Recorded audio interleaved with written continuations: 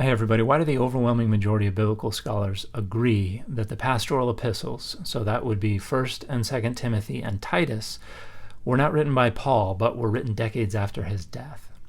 There are a number of considerations that point in this direction, and I'm going to divide them into external evidence, linguistic data, and thematic considerations. Regarding external evidence, we have pretty clear indications that their authenticity was doubted by many, not by all, but by many in the earliest periods of Christianity.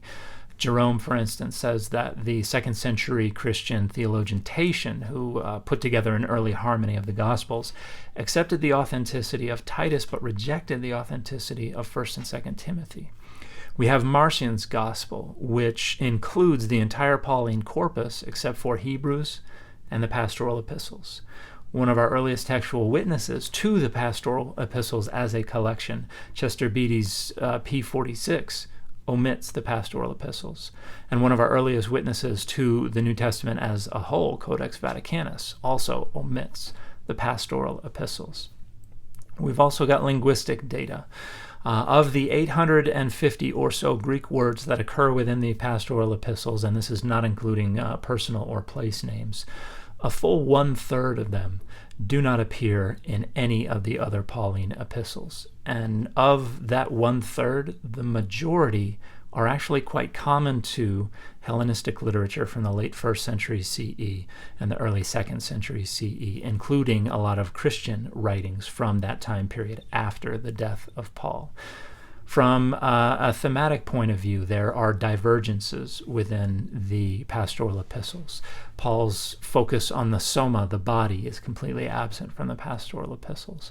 Paul's notion of the time being short, this expectation that Jesus would be back soon, is absent from the pastoral epistles.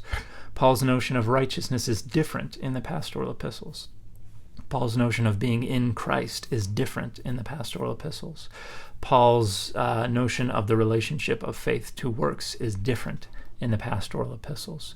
The pastoral epistles are also focused on establishing pastoral or administrative frameworks for the life of the church, and these concerns are far more developed than they were in the other Pauline epistles, suggesting this is taking place when the Christian church is more established and more developed and is looking to more long-term administrative concerns.